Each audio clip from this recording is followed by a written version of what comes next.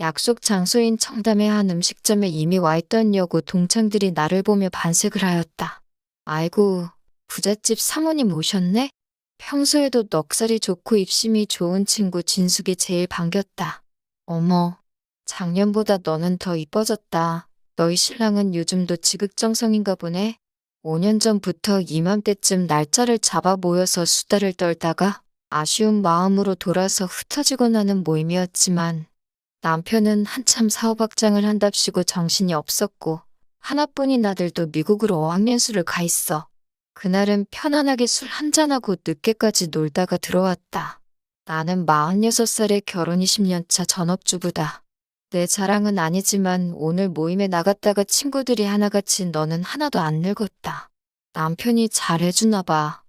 예전 모습 그대로란 소리에 기분이 좋았다. 택시에서 내려 막 집으로 들어서려는데 좀 전 모임에서 만난 친구에게 연락이 왔다. 미숙, 너 우리 집에 놀러 올래? 얼마 전 남편과 이혼하고 혼자 살고 있는 진숙이었다. 너희 남편 출장 가서 집에 들어가 봐야 아무도 없다면서.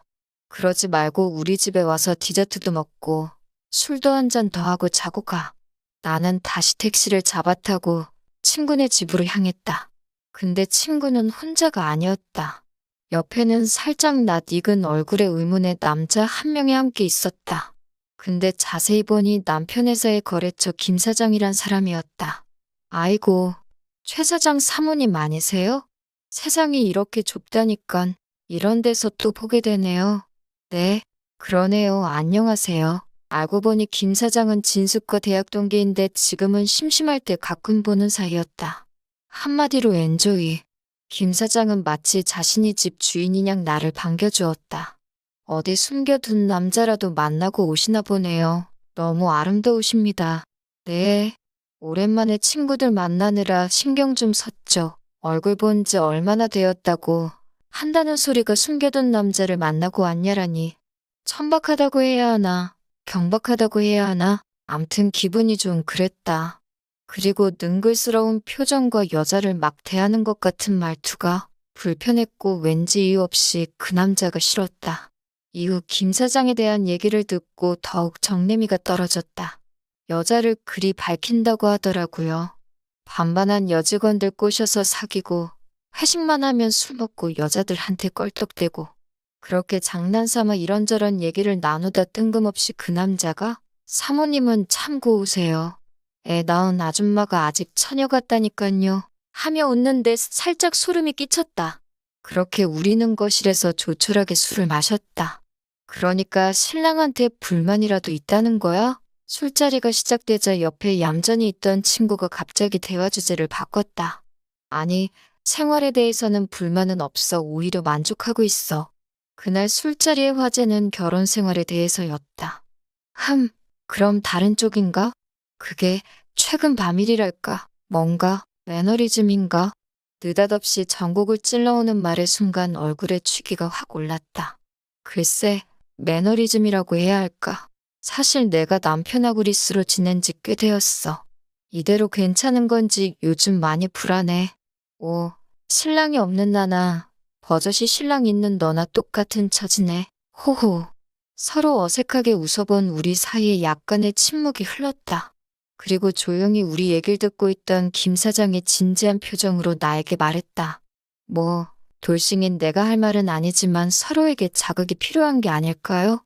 자극이요? 그렇게 우리 나이대엔 새로운 자극이 필요하다는 공감대가 형성이 되기 시작했다. 오랜만에 술게임도 하고 즐거운 시간을 보내고 있는데 진숙이가 대뜸 나를 쳐다보더니 미수가 왜? 너 김 사장이랑 한번 만나볼래? 이러는 거다. 자꾸 옆에서 바람을 잡으며 어떤 식으로든 엮으려고 한다. 친구는 이미 주워 담을 수도 없는 말을 뱉어내고 나는 취기가 올랐지만 진지한 그녀를 바라보았다. 아니, 진작부터 생각했던 거야.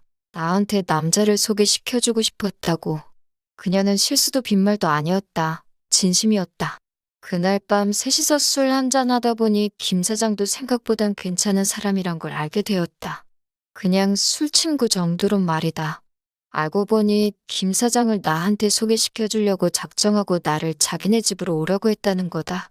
남편의 무관심과 잦은 지방 출장으로 남편에 대한 서운함과 불만을 토로했더니 내가 불쌍해 보였는지 자기 친구를 소개시켜주고 싶었단다. 그런데 문제는 그 남자가 남편보다 훨씬 좋은 겁니다. 결혼 생활 20년 차로 전업주부로 지낸 지는 벌써 15년이 넘어가고 있었습니다. 솔직히 첫 남자 상대가 지금의 남편이었고 대학생 때 만나 졸업하고 결혼까지 하게 되었지요.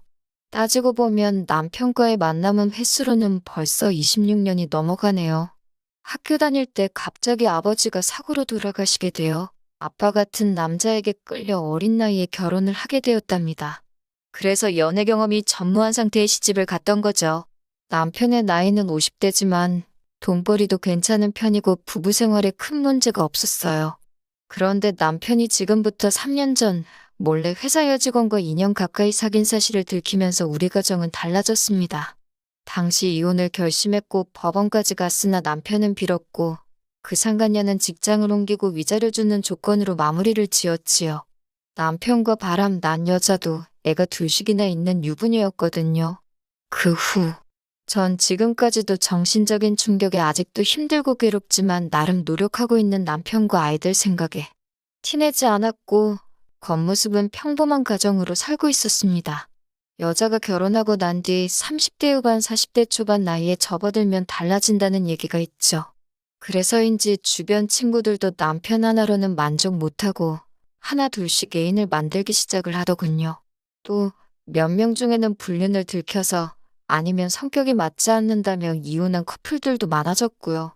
하루는 남편이 지방 출장 중이라서 이혼하고 혼자 살고 있는 친구 집에 놀러 갔다가 그 친구가 남자를 한 명 소개시켜줬고 셋이서 술을 한잔하고 넘지 말아야 할 선을 넘고 말았어요.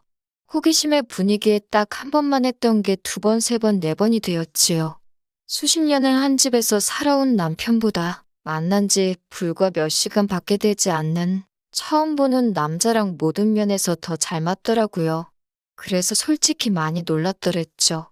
하지만 결국 그 사람과도 6개월 정도 불같은 시간을 보내다가 저번 달에 헤어졌습니다. 그 사람은 돌싱이었는데 만나오던 여성분과 재혼을 하기로 했다며 유부녀인 나와의 만남에 부담감을 가지고 있었고 우리 사이는 그대로 끝내기로 했죠. 근데 말이죠. 요즘 너무 힘이 든다는 겁니다. 솔직히 말할게요. 그 남자가 자꾸 생각이 나서 정말 미치겠습니다. 결국 저번 주 토요일에는 정말 그 남자가 너무너무 생각이 나서 남편에겐 친정집에 잠깐 다녀온다고 거짓말을 하고 그 남자 회사 앞에 찾아가 1시간 넘게 기다렸다가 만났지요. 미친 척하고 보고 싶어 찾아왔다고 하루만 같이 있어 달라고 매달리고 말았답니다. 제가 나이 50이 다 되어가고 결혼 생활이 10년이나 한 가정주부인데 이렇게까지 남자한테 정신을 못 차리니 정말 제정신이 아닌가 봅니다. 어제 저녁에 그 남자에게서 문자가 왔습니다. 마지막으로 얼굴 한번 보자더군요. 그 문자를 보는 순간 뛰쳐나갔지요.